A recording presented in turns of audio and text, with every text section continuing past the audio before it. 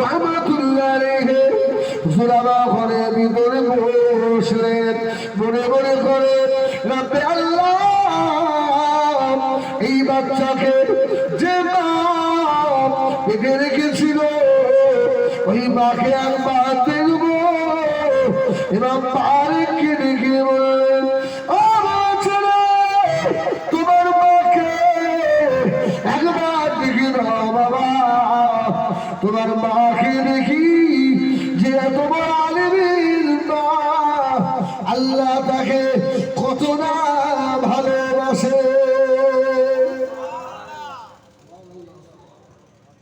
এই কথা বলছে আমের বিনারা আছে বিবি অতএব ইমাম মালিকের আলমাচাকা দরজার পাশে দাঁড়িয়ে দাঁড়িয়ে সূর্যের বলছে, আল্লাহ, এই মুসাফিরের গলার আওয়াজ তো সেই বাসর রাতের মতো। সুবহানাল্লাহ, এই সোনাল বলবো না তোমাদের লাখ টাকা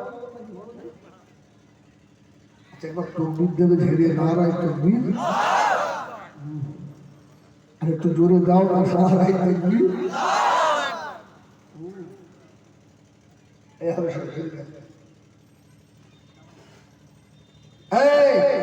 অসুবিধা হচ্ছে?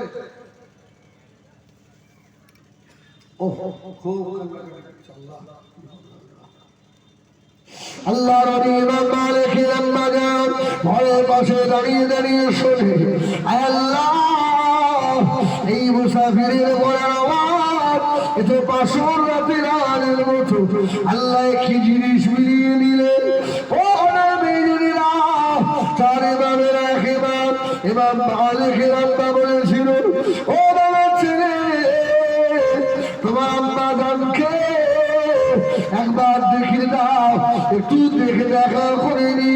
যেই না দেখে নিলে ঘরের ভিতরে বসেছে, অবাক হয়ে গিয়েছে, স্বামী স্ত্রী আর গলা জড়িয়ে ফেলল।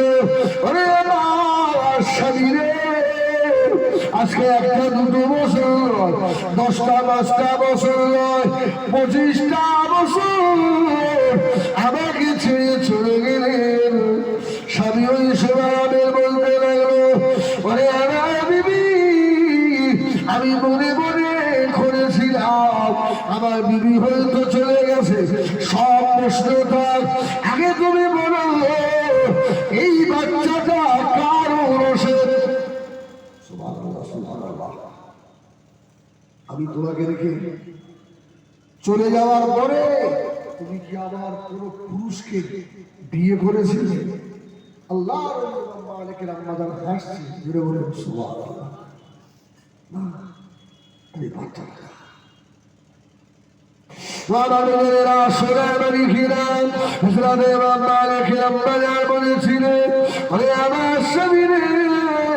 আমি শুনেছি আপনার জীবনের বড় আশা, জীবনের বড় সব, আপনি বিশ্বের বড় আলিমের বাবা বলে আপনি আমাকে পাশে রেখে দিয়ে চলে গেছে।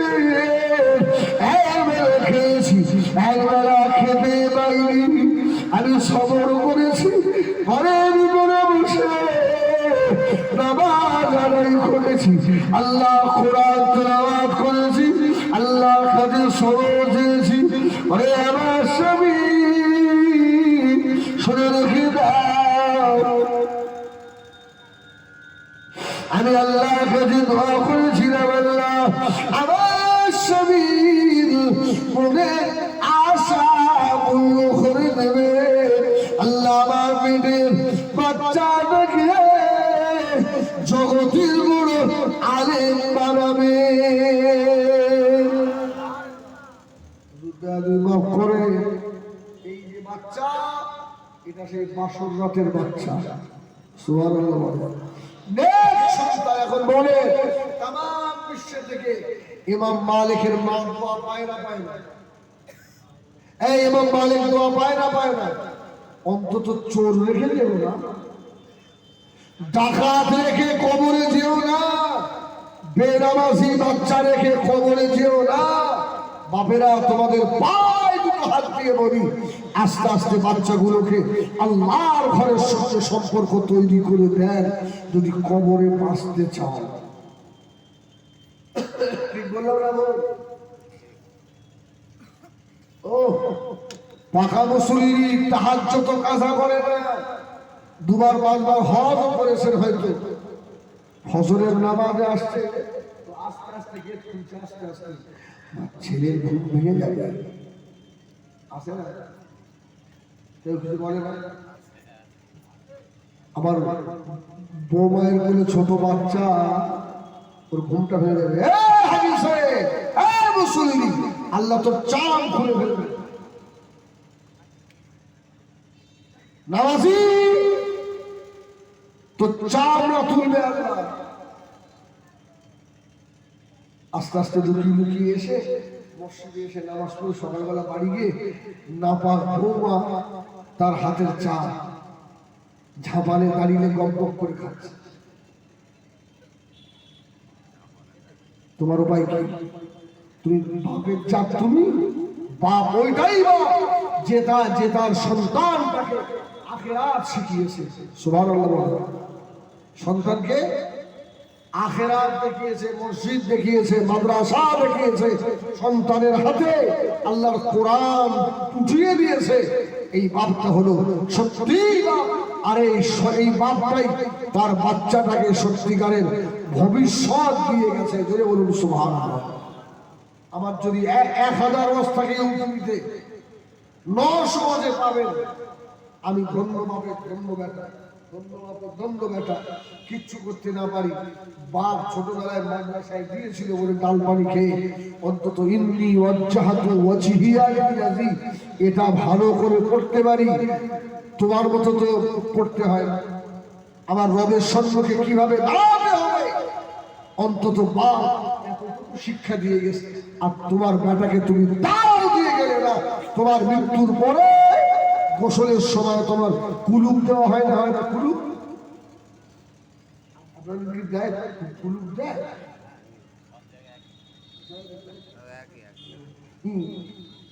ঈদ দেয় না পাথর দেয়? ঈদ এই কাপড়ের টুকরো না মাটি দেওয়া।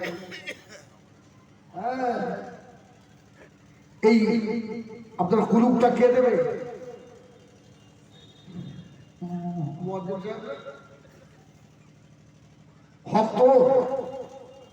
তোমার বেটা বেটা বেটা আর এমন মাতাল দুনিয়ায় রেখে গেলে কোথায় হাত দিকে কোথায় হাত দিকে? তোমার কপাল ঈদ নিয়ে গিয়ে কপালে গিয়ে মারো,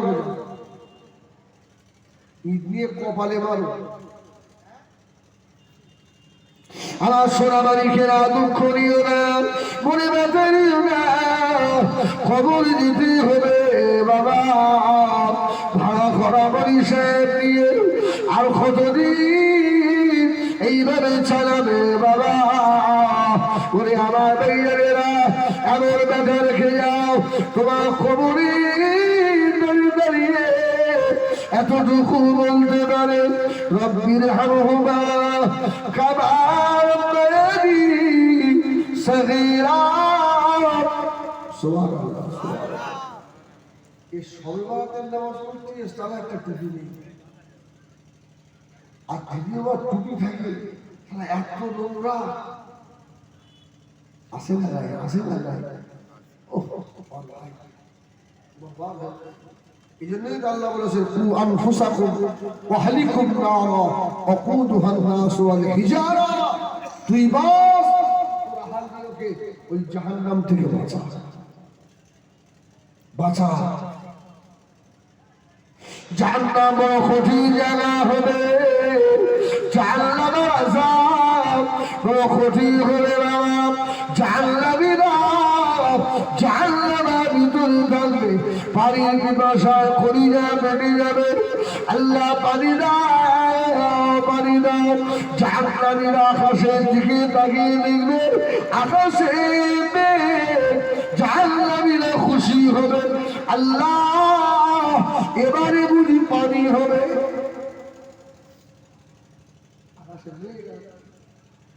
খুব খুশি, এবারে পানি পান করবো।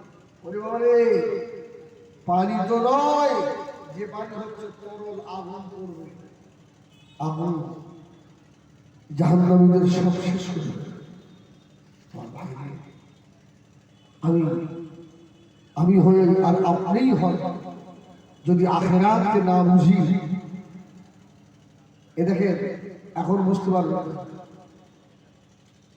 আমার যুবক যুবক ভাই এখন বুঝতে পারবে না। 40 পার হলে কম বেশি একটু মালুম হবে, হবে না হবে না। 40 পার হলে আস্তে আস্তে মালুম হবে।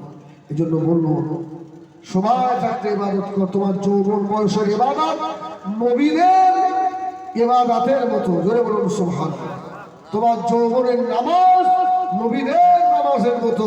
তুমি যুবক, তোমার সাজদাটা এত এত ভারী, আল্লাহর কাছে এত পছন্দনীয়, এত দামি। রাসূলুল্লাহ বললেন যুবক সিজদা করলে এই জমিন থরথর করে কাঁপে। সুবহানাল্লাহ। তোমার সিজদার এত দাম যুবক, আর সেই যুবক মসজিদ বাদ দিয়ে চায়ের দোকানে, সেই যুবক মসজিদ বাদ দিয়ে তাসের আড্ডায়, তোমাকে জবাব দিতে হবে। আমার ভাইয়ানেরা, সোনামানিকেরা, ও জওয়ানেরা, যুবকেরা, মুরব্বিয়ানেরা, আখিরাতের কথা মনে করেন, খবরের কথা মনে করুন। এই খবরের কথা মনে করেছিলেন সবথেকে বড় বিশ্ব ডাকাত আল্লাহর নবীর কলিজা ছিল সাহাবী হযরত ওমর ফারুক রাদিয়াল্লাহু তাআলা আনহু। হযরত ওমর ইন্তেকাল হয়ে গেলে, ইন্তেকালের পরে হযরত ওমরকে গোসল দিয়েছিল। ওরা দেখতে পায় হযরত ওমরের শরীরের উপরে মোটা মোটা চাবুকের দাগ।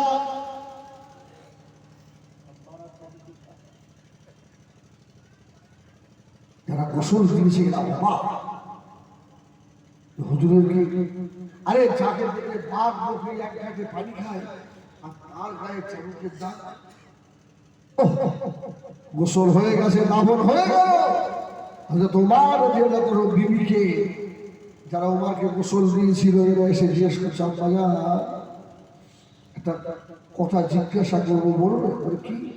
বলে হুজুরের গোসল যখন সময় দেখলাম হুজুরের গায়ে সব চাবুকের দাগ। হযরত ওমরের বিবি বলেছিলেন, ও নবী পাকের সাহাবীরা শুনে রাখে, যেদিন রাত্রিরে ওমরের নামাজ কম হয়ে যেত, ইবাদত কম হয়ে যেত, আমার স্বামী ওমর ফারুক নিজের চাবুক নিয়ে নিজের শরীরের উপরে মারতে আর বলতেন, এই ওমরের শরীর তুই কি জাহান্নাম সহ্য করতে পারবি নাকি?